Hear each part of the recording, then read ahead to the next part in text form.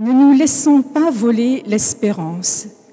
Bienvenue au nouveau vicaire général, Léo Wagner, qui représente notre archevêque. Bienvenue aussi au curé de la cathédrale, que je vois quelque part dans l'assemblée. Et bienvenue au père abbé de l'abbaye de Clairvaux. Le thème des deuxièmes conférences de Carême, nous les connaissons. Nous avons la joie d'accueillir un deuxième hôte illustre, le père abbé de la congrégation de Solesmes, qui a son siège à Clairvaux, dans le nord de notre pays. Le père abbé nous est bien connu par ses interventions aux journées de Mariologie et peut-être aussi lors des grandes célébrations ici à la cathédrale, où quasiment il ne manque jamais. Et je sais aussi qu'il prie beaucoup pour l'Église du Luxembourg. Un tout grand merci pour tous vos services. Le père abbé, il est né le 10 novembre en 1945 en Franche-Comté. Après, ses parents ont déménagé à Paris, où il a fait son collège à Versailles. Et à l'âge de 18 ans, il est entré à la congrégation de Solesmes. Il a été ordonné prêtre le 8 juillet en 1973 et il est devenu le père abbé en la fête de Saint-Joseph le 19 mars en 1994. Alors ça fait 20 ans qu'il est abbé à Clairvaux. Il nous propose aujourd'hui une conférence placée sous le thème « Ne jamais désespérer de la miséricorde de Dieu ». Que cela fait du bien d'entendre ces paroles de la règle de Saint Benoît. Et merci à vous tous d'être venus pour remplir vos cœurs au cours de ce carême par ce thème inépuisable, ne nous laissons pas voler l'espérance. À mon tour de saluer Monsieur le Vicaire Général et vous tous, chers frères et sœurs.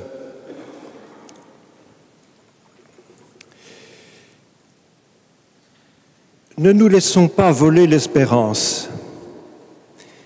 Mais qui peut nous voler l'espérance? N'est-elle pas nécessaire à la vie comme le soleil ou comme l'eau? Qui peut nous voler le soleil? Qui peut nous voler cette chose essentielle? Qui est-il, ce voleur? C'est le désespoir. Sans espérance, il n'y a plus rien.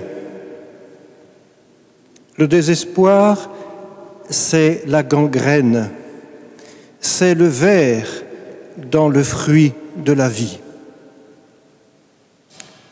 Aussi, saint Benoît, au terme du chapitre 4 de sa règle, qui est comme la grande partition où se joue l'art spirituel, écrit-il ainsi ses ultimes notes de lumière: ne jamais désespérer de la miséricorde de Dieu. Oui, le gouffre du désespoir peut tout engloutir. Sa violence peut tout détruire. Mais la miséricorde de Dieu peut tout reconstruire. Elle peut racheter toutes les fausses notes et même réparer toutes les cordes cassées. En effet, écrit le pape François, l'homme ne peut pas vivre sans espérance. Sa vie serait vouée à l'insignifiance et deviendrait insupportable. Au cours de cet entretien, nous nous poserons 3 questions. Comment peut-on se laisser voler l'espérance? La miséricorde est-elle le vrai visage de Dieu? Finalement, comment retrouver l'espérance pour ne pas désespéré. Comment peut-on se laisser voler l'espérance? Autrement dit, d'où vient le désespoir? Le désespoir pénètre de bien des manières dans notre cœur et dans la société. Il se manifeste comme un découragement, une déception, une perte d'engagement. Le pape François écrit ceci dans Evangelii Gaudium: les maux de notre monde, ceux de l'Église, ne devraient pas être des excuses pour réduire notre engagement et notre ferveur. Une des plus sérieuses tentations qui étouffe la ferveur et l'audace est le sens de l'échec, qui nous transforme en pessimistes mécontents et déçus, au visage assombri. Il est évident que s'est produite dans certaines régions une désertification spirituelle, fruit du projet de société qui veulent se construire sans Dieu ou qui détruisent les racines chrétiennes. Dans tous les cas, en pareilles circonstances, nous sommes appelés à être des personnes amphores pour donner à boire aux autres. Et c'est là qu'il ajoute: ne nous laissons pas voler l'espérance. On se laisse voler l'espérance quand on commence à douter des autres, quand on doute de la vie et de soi-même, quand on doute de l'avenir et finalement, quand on doute de Dieu. C'est cette dernière note qui retiendra notre attention. Douter de Dieu. Le découragement engendre une sorte de certitude imprégnée de fatalité. Tout va mal et il n'y a pas d'issue. Un sentiment tenace de déception ronge le cœur.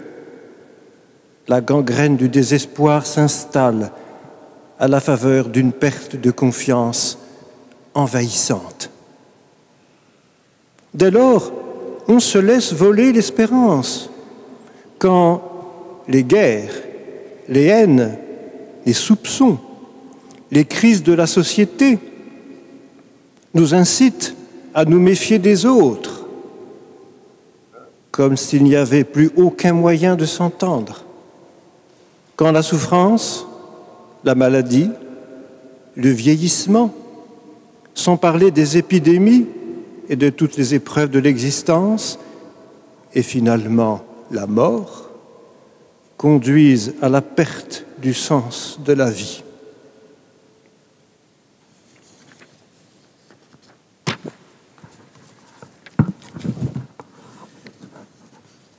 On se laisse voler l'espérance quand on se sent si pauvre, si fragile, si pécheur,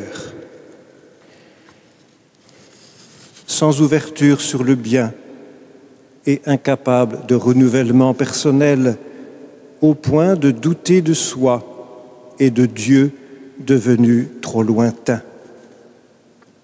Là, surtout, une certaine déception à l'égard de Dieu nous plonge dans le plus grand désarroi. Le désespoir s'alimente à la pensée que Dieu ne fait rien. Et s'il ne fait rien, c'est qu'il ne peut pas. Là, vraiment, notre déception à l'égard de Dieu nous vole le plus profondément l'espérance. On n'attend plus rien de lui. Même l'évocation de sa miséricorde nous paraît sans signification, purement formelle et théorique. En fin de compte, ce qui nous vole l'espérance, c'est le désespoir à l'égard de la bonté de Dieu, à l'égard justement de sa miséricorde. Quelle tristesse alors dans le cœur! Dieu se détournerait-il, se désintéresserait-il de notre effort, de notre détresse? Où est sa tendresse de père? Un découragement irrémédiable nous gagne et pourrit d'avance tout projet, toute envie d'agir. Il n'est pas inutile ni blasphématoire d'évoquer le désarroi du cœur humain quand il y a tant de souffrance. Déjà, Job se lamentait devant Dieu pour la souffrance incompréhensible et apparemment injustifiable qui est présente dans le monde, disait le pape Benoît XVI. Toute notre perplexité vient du fait que Dieu n'intervient pas, semble-t-il. Souvent, il ne nous est pas donné de connaître la raison pour laquelle Dieu retient son bras au lieu d'intervenir. Évidemment, tout cela provoque un sérieux découragement. Celui-ci affecte la prière, la pratique des sacrements. On ne pense plus à une quelconque victoire à remporter sur ses passions. La correction des défauts, l'avancement dans les vertus, l'action charitable et l'apostolat en sont comme paralysés. C'est l'abattement, la lassitude. L'impératif de l'abnégation évangélique produisent la redoutable impression de l'irréalisable. Ce désespoir, nous le voyons, confine à la tentation la plus redoutable. Pour mieux parvenir à ne pas céder au désespoir, il est opportun de discerner comment le caractériser. On pourrait ainsi évoquer deux désespoirs. Un désespoir moral, un désespoir théologal. Le désespoir moral se manifeste quand on se sent écrasé sous une tâche lourde ou sous les difficultés de la vie. Ce domaine des épreuves est très vaste, hélas. On se trouve alors affronté au mystère du mal, et pas seulement au problème du mal.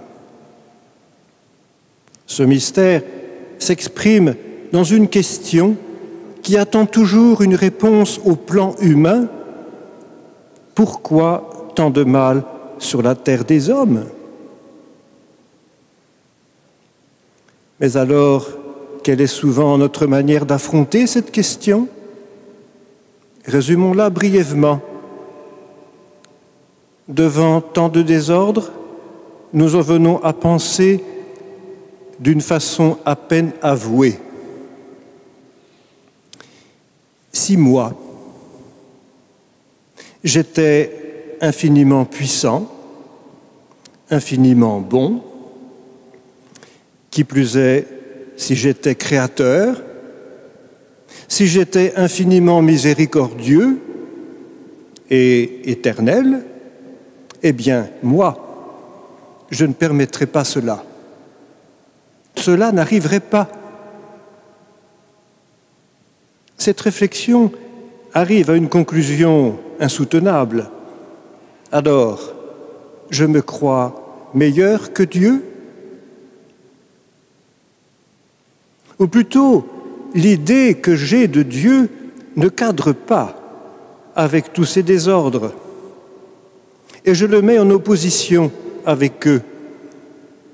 Les deux semblent incompatibles. Et de fait, à vue humaine, c'est intolérable. Dieu ne pratiquerait même pas l'assistance à personne en danger.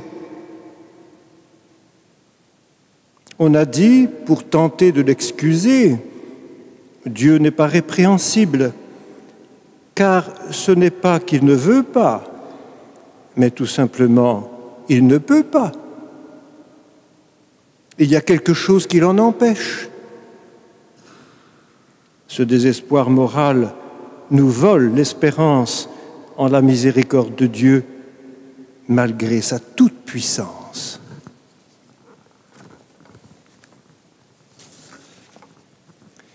Le désespoir théologal est plus profond. Il consiste à estimer que le salut est impossible. On y renonce délibérément. Faute de pouvoir compter sur Dieu, nous venons de le dire, on oublie sa fidélité, ses promesses, sa miséricorde. Alors pratiquement, on refuse de coopérer à la grâce à cause des exigences insoutenables du salut. Sous l'effet de la faiblesse personnelle expérimentée, on finit par la croire irrémédiable, au point de perdre de vue les miséricordes de Dieu dans toute l'histoire du salut. Le souvenir de fautes graves, de lourdes infidélités, d'expériences de chute et rechute dont on se croit désormais incapable de se relever, distille un dégoût spirituel qui oublie le prix et le sens des choses de l'éternité. On se laisse voler l'espérance quand on cesse de ne plus croire en la miséricorde de Dieu.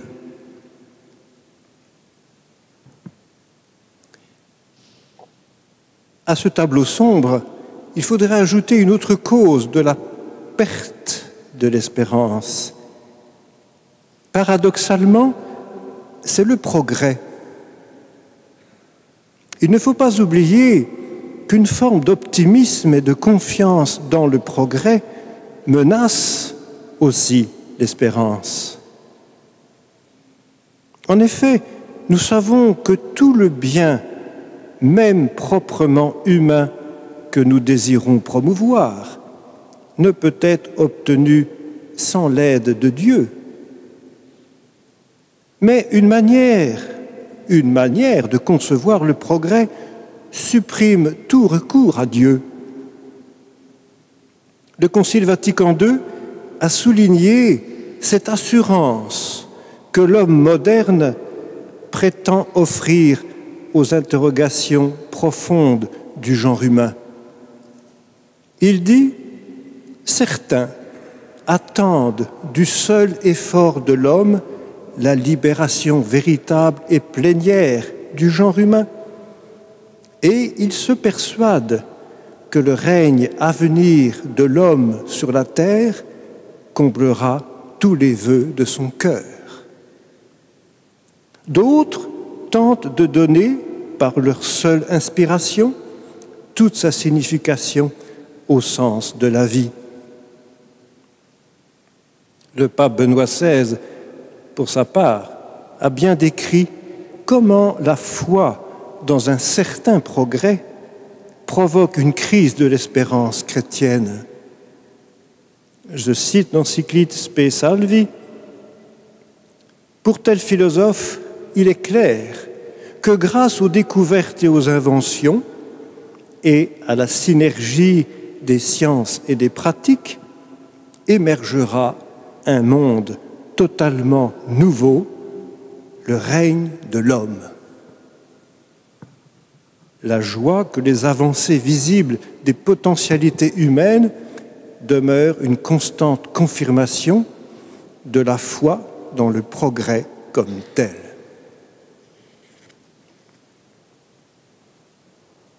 Qui peut nous voler l'espérance? Deuxième question, la miséricorde est-elle le vrai visage de Dieu? Sur ce sombre tableau, est-il permis de projeter quelques lumières, possible de projeter quelques lumières capables d'offrir une issue vraiment déterminante. Ainsi, ce que nous venons d'évoquer soulève une question. Puisqu'il ne faut pas désespérer de la miséricorde de Dieu, celle-ci est-elle en définitive le vrai visage de Dieu? Ce visage de grâce et de consolation qui écartera de nous le risque d'en désespérer jamais. Pour répondre, il faut rouvrir l'Évangile. Là, avons-nous mesuré la nouveauté qu'il recèle?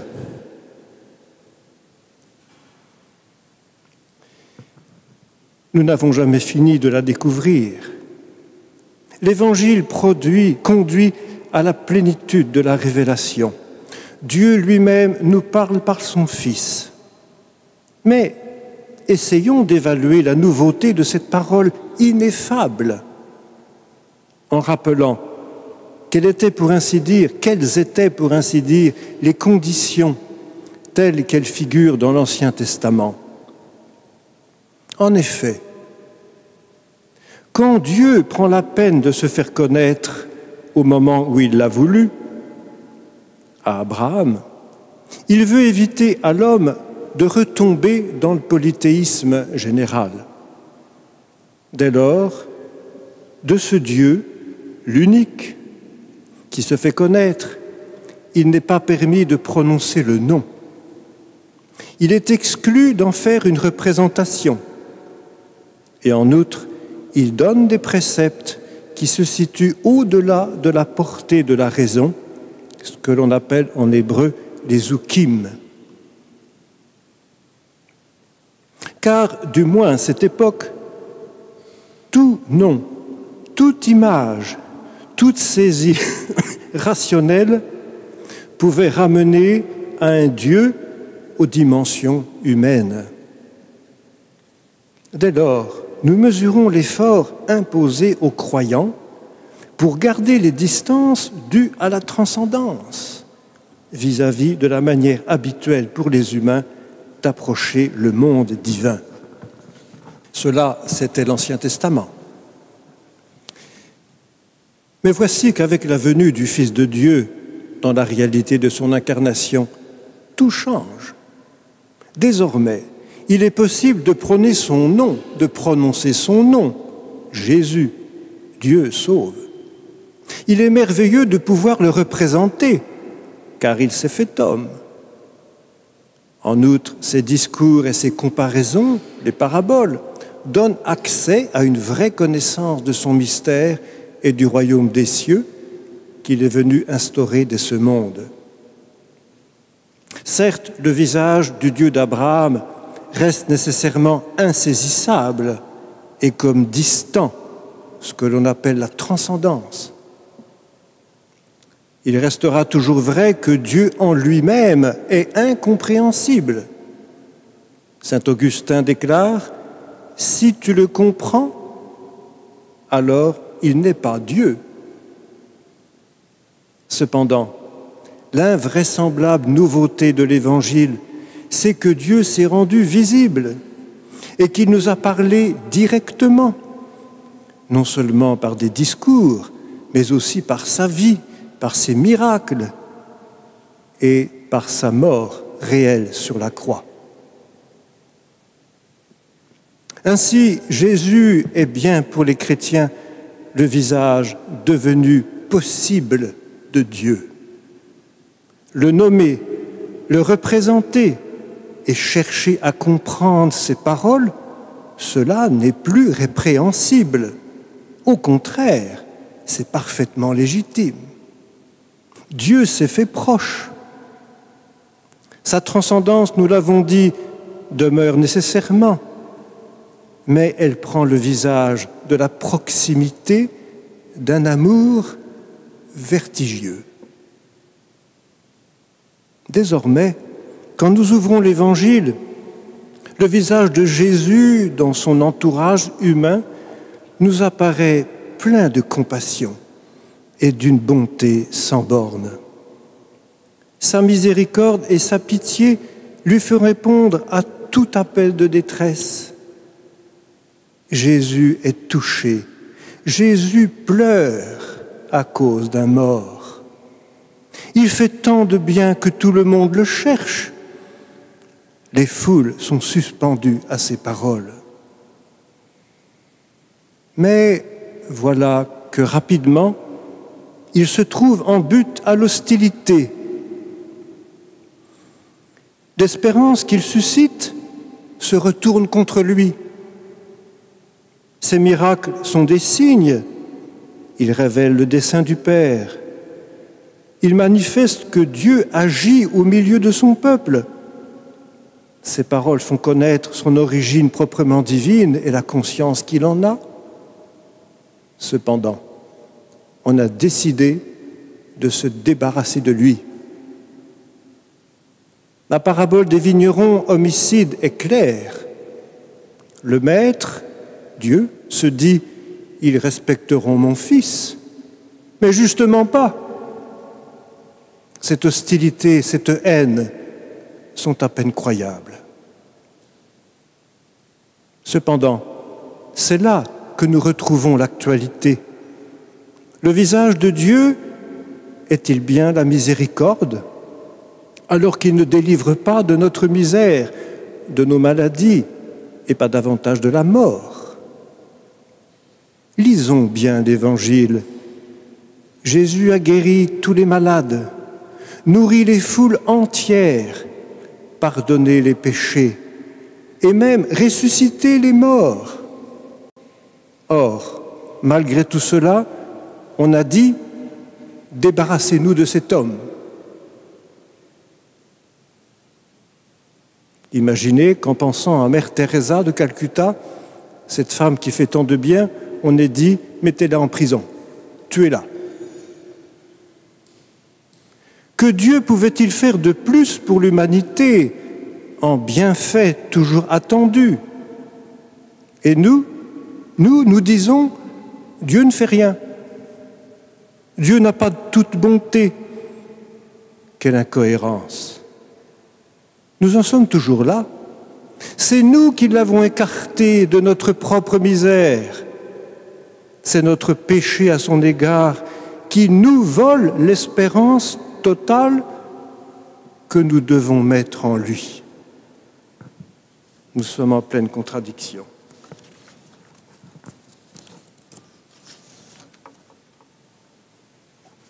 Tout l'Évangile n'est que l'histoire de la miséricorde du Christ, révélant celle de son Père.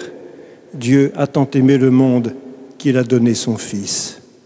Sur la croix, la miséricorde de Jésus se manifeste quand il demande à son Père de pardonner. Avec cet humble plaidoyer, ils ne savent pas ce qu'ils font. Tel est le visage du Christ, de l'histoire et de la foi inséparablement. Ces paroles ne passeront pas. Il est le visage de Dieu penché sur l'humanité.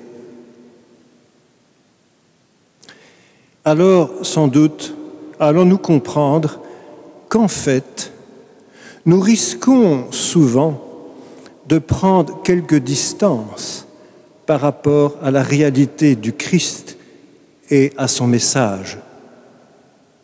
En fait, combien de saints de nos jours, pensons à tous ceux que l'Église a béatifiés pour avoir connu la mort pour la foi dans les camps de concentration.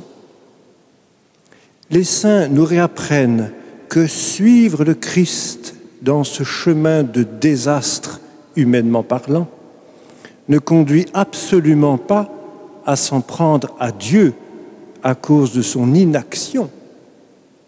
C'est en réalité le contraire. En effet, on en est arrivé à poser le principe qu'une divinité toute puissante, ou bien ne serait pas toute bonne, ou bien serait entièrement incompréhensible. Donc, il faudrait choisir de dire que Dieu est bon et donc compréhensible, mais pas tout-puissant. l'un ou l'autre. Il en résulte plutôt que ne nous en remettons pas à ce que Dieu dit de lui-même et qu'en fait, nous le mesurons aux dimensions de notre intelligence. Mais Dieu est plus grand que notre cœur, plus grand que notre pensée, heureusement. Mes pensées ne sont pas vos pensées. Rappelons-nous que la toute-puissance de Dieu se manifeste dans la limite qu'il impose au mal. Le mal n'aura pas le dernier mot. Le père Jacques Guillet, jésuite, a écrit « La révélation du buisson ardent nous apporte, dès l'ouverture de l'histoire sainte, l'assurance que Dieu est celui qui vient sauver. J'ai vu, dit-il, j'ai vu la misère de mon peuple. Voilà le visage de la miséricorde de Dieu. Sa miséricorde est l'explication suprême qu'il nous apporte de son dessein et de son œuvre. En Jésus, ce qui était parole dans l'Ancien Testament devient événement, chair, exemple vécu. Ce qui était confidence d'une résolution pour l'avenir se livre dans une existence offerte jusqu'au bout. En lui se révèle la bonté de Dieu, notre Sauveur, et son amour pour les hommes, dit saint Paul. En lui, nous avons reconnu l'amour de Dieu que Dieu a pour nous, et nous y avons cru.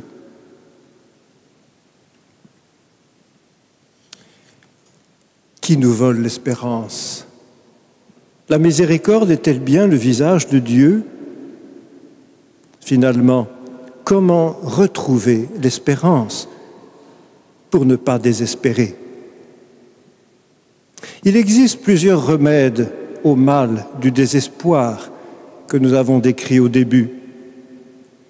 Ils permettent de retrouver la santé d'un cœur ouvert à la miséricorde de Dieu.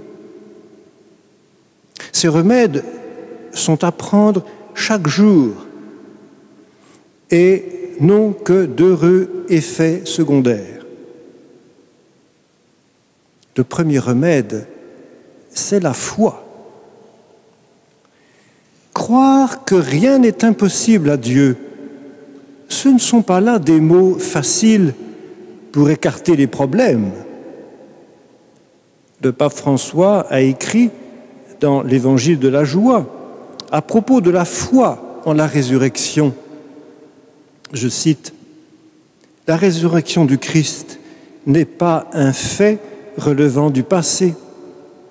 Elle a une force de vie qui a pénétré le monde.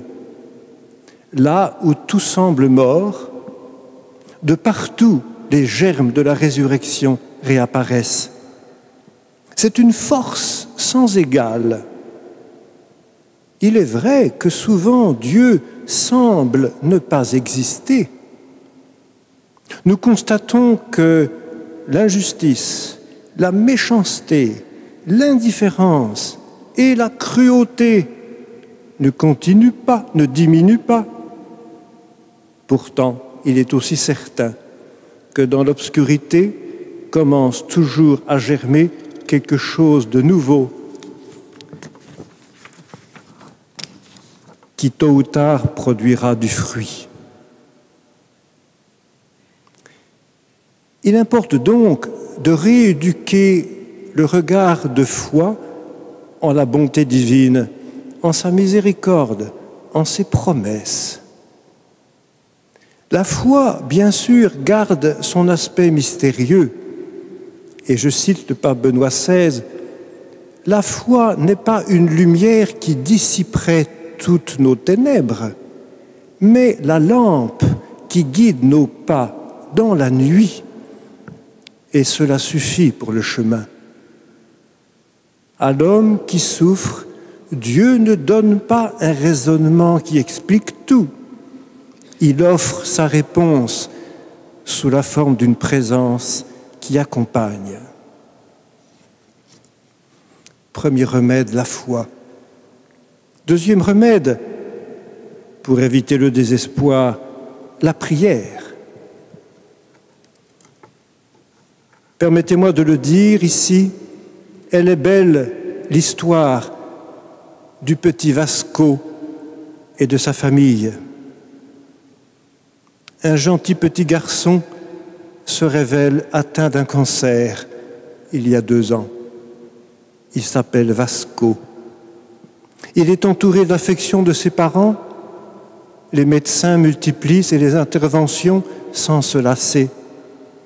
Surtout, un groupe de prière se constitue et se réunit toutes les semaines dans notre église abbatiale devant la Pietà. Des neuvaines sont entreprises. Un jour, Vasco, se sachant atteint, dira ingénument, mais avec quel sens de Dieu? Tu sais, je sais où je vais. Ah, où vas-tu? Lui demande une proche. Réponse, c'est un secret. Et voilà, l'heure ultime arrive. L'enfant à l'hôpital se montre brusquement ravi de bonheur. Et devant un éventuel choix qui aurait consolé ses parents, on les comprend, il déclare « Je préfère partir ». 6 ans. On pourrait dire, voilà, on a prié, on a pris la peine pour lui, mais Dieu n'a rien fait. Dieu ne l'a pas guéri. Tout cela n'a servi à rien. Dans ce genre de réflexion, on se laisse voler l'espérance. On perd le sens de l'espérance. Car il faut savoir que la prière pour Vasco a renouvelé le cœur de ceux qui ont tant prié pour lui. Le groupe de prière continue son élan,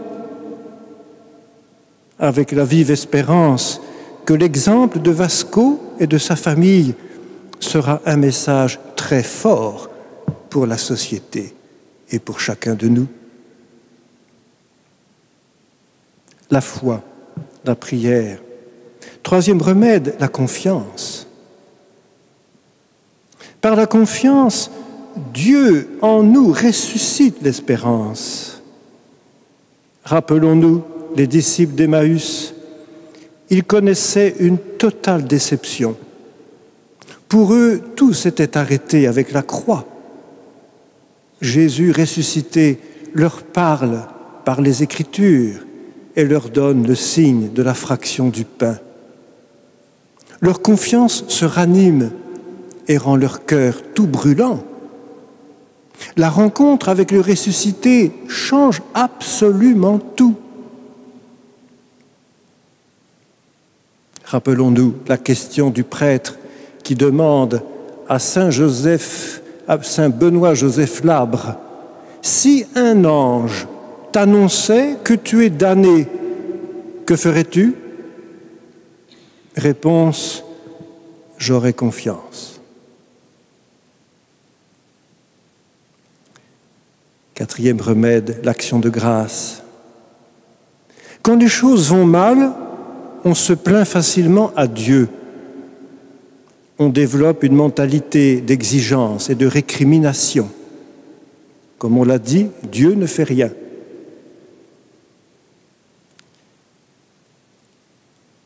Selon le pape François, on devient grincheux, triste, et on montre une figure d'enterrement.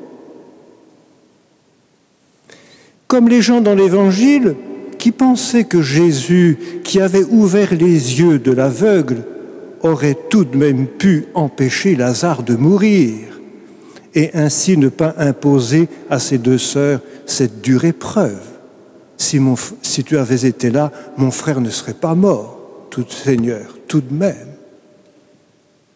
Mais quand les choses vont bien, quand la nature nous offre un temps favorable, quand des loisirs nous sont offerts, qui pense à multiplier l'action de grâce dans son cœur et les expressions de gratitude?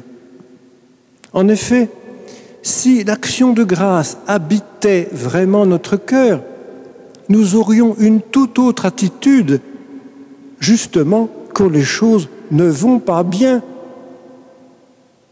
On ne penserait plus à accuser Dieu. On lui dirait « Sois avec nous et aide-nous ». Quelqu'un qui revenait après le fameux tremblement de terre en Haïti m'avait dit sa stupeur de voir l'attitude des gens qu'il rencontrait en Europe, qui disaient « Voyez, si Dieu existait, il n'y aurait pas de tremblement de terre, vous ne seriez pas si démunis et écrasés. » Et lui de dire « Nous, dans notre pays, dès que le tremblement de terre a eu lieu, on s'est jeté à genoux et on a dit « Seigneur, aide-nous, nous sommes dans la détresse. » Mais le grand moyen de ne jamais désespérer de la miséricorde de Dieu, c'est de devenir soi-même miséricordieux. On retrouve l'espérance en s'ouvrant à la miséricorde de Dieu. Devenir miséricordieux comme Dieu est miséricordieux. Celui qui est miséricordieux ouvre son cœur, dilate son cœur, et alors il ressemble chaque jour plus au Christ, qui logea dans son cœur toutes les misères du monde. La miséricorde en nous devient l'une des formes suprêmes de l'épanouissement. Car celui qui est broyé par la misère des autres est quelqu'un qui élargit toujours plus sa puissance d'aimer. En effet, le miséricordieux, par le fait même de sa miséricorde, par le fait même qu'il se sent blessé par la misère des autres, se sent très faible. Il est faible parce qu'il n'est pas invulnérable. Il n'a pas un cœur de pierre qui ne ressent rien, qui n'est pas touché. Alors, dans cette faiblesse, à cause des autres, le miséricordieux, blessé d'amour et de compassion, se tourne inlassablement vers le Seigneur. Il le prie d'agir et de pousser à agir tous ceux qui pourraient lutter contre la misère et contre le désespoir. La prière du miséricordieux est immense, comme immense est la misère. L'espérance du miséricordieux est plus puissante que la violence de tous les désespoirs. Pour certains, dans l'Église, la vocation à la prière, à l'intercession, prend toute la vie. Cette prière est un long cri d'espérance en la miséricorde de Dieu, car celui qui prie toujours est quelqu'un qui est toujours touché par la misère des autres. Sa prière rejoint la toute-puissance de la compassion de Dieu. La miséricorde efficace est chargée d'angoisse, mais elle ne connaît pas le désespoir. Le miséricordieux est en croissance continue d'efficacité, toujours en désir d'obtenir davantage et d'être plus réalisateur. Le miséricordieux juge comme Dieu. Il ne désespère de personne. Le miséricordieux a la patience de Dieu qui agit dans la liberté humaine jusqu'au bout. Pour Dieu, la partie n'est jamais perdue. Et même si quelqu'un veut échapper à sa miséricorde, il est encore épargné par cette même miséricorde qui ne le rejette pas dans le néant. Le Dieu miséricordieux est un Dieu qui attire tout, élève tout dans l'espérance qu'il donne de sa gloire, de sa victoire. Avec lui, on est emporté par l'espérance. On se laisse voler dans l'espérance. Celle-ci n'est pas naïve, elle est légère comme l'esprit qui souffle. En elle, on peut voler, on peut s'élancer comme l'oiseau de paradis qui échappe au filet du chasseur, au filet du désespoir.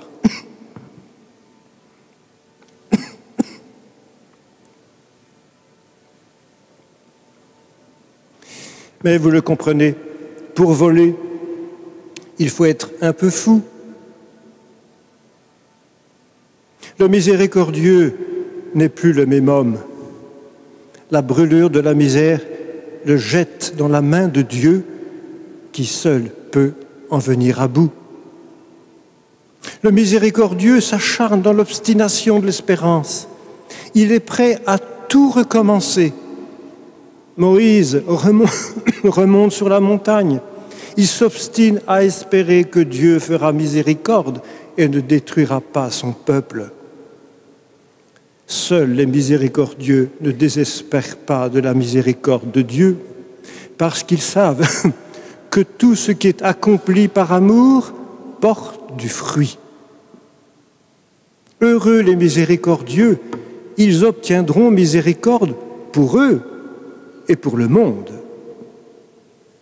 Le miséricordieux ne peut pas se laisser voler l'espérance.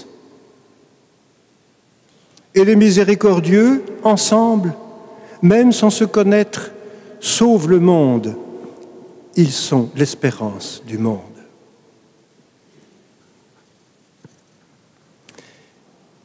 En conclusion, nous remarquons aujourd'hui la transfiguration du Seigneur dans ce deuxième dimanche du Carême nous fait contempler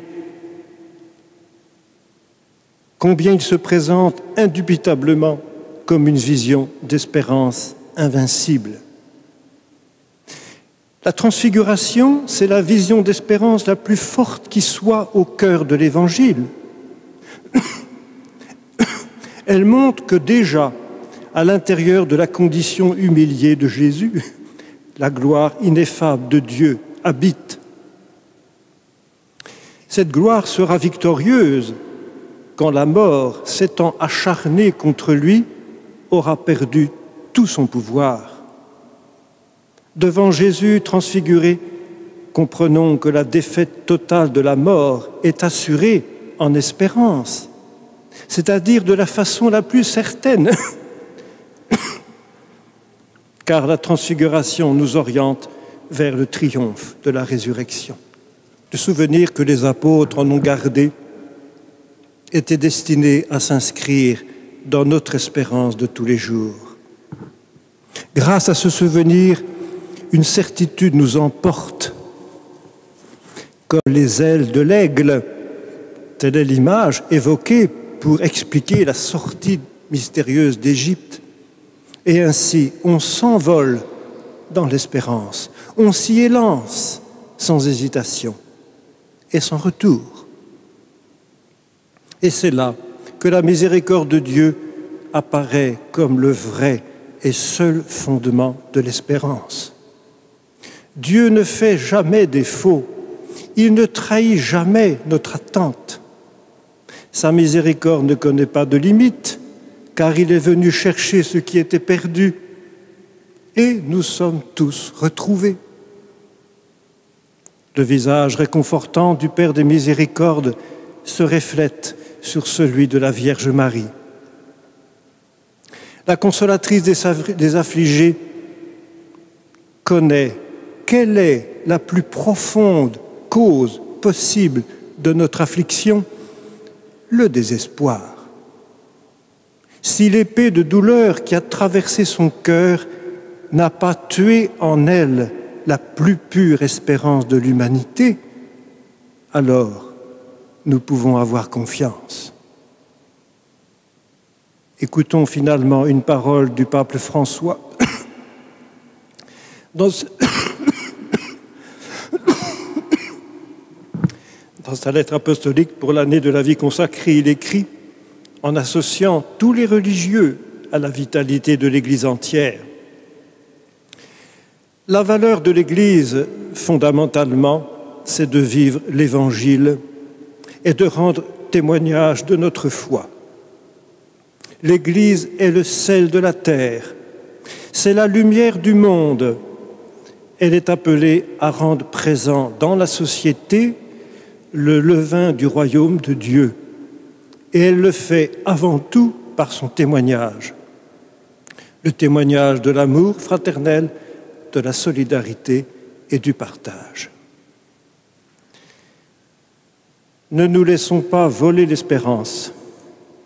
Laissons-nous voler dans l'espérance, ne désespérant jamais de la miséricorde de Dieu. Merci.